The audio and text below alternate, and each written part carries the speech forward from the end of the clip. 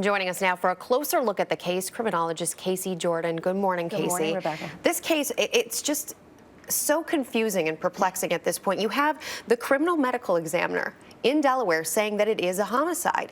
What do you think? Well, they said that within the first 24 hours of Mr. Wheeler being found, and that's a logical thing to assume based on the fact that his body is in a dump and had been placed in a dumpster.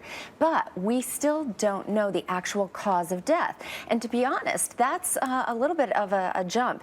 Usually you know the cause of death before you decide that the manner of death is a homicide. That was, of course, before we had seen the footage. We understood about this disoriented state that happened in the 2 days before he was found. And I wouldn't be surprised if they end up changing that after they get the toxicology reports back. I think that the autopsy isn't complete and we need more details before we decide whether or not he was murdered. Is there a precedent for mislabeling and going so far as to say this is a homicide and labeling it that outright before knowing? What's confusing to me is that usually you know that because you have something like a gunshot wound, stabbing wounds, bludgeoning, something that clearly could not have been self-induced. But no details like that have been released. And the fact of the matter is that when we see this footage, we see that perhaps he was suffering from an organic brain problem. Maybe even his neighbors say they've never seen him like this. Was he poisoned? Did he have a brain tumor? Did he suffer from brain cancer and nobody even knew it? There's a disconnect between him being in the dumpster and that behavior that we see in the hours before he disappeared.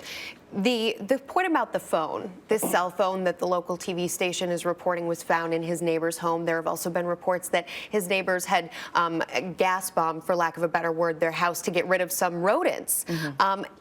Is there a chance that there's some association there? Of course, we're told that he was suing these neighbors as well. I think the association is with the odd behavior that you're seeing. When people do suffer from organic problems, diabetic shock, anything that is chemical or organic, brain caused, you have to understand that they behave in bizarre ways that can happen very quickly.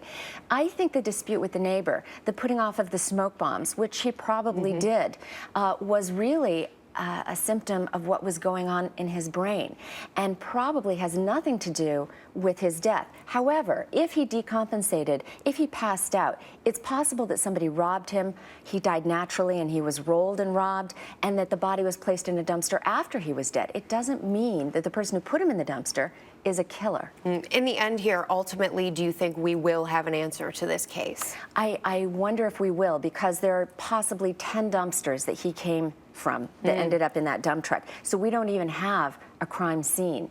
And it is entirely possible he crawled into the dumpster himself in his demented state. So we may never know the truth about what happened to John Wheeler. Well, Casey Jordan, we thank you for shedding light on it this morning for us. Great to be here.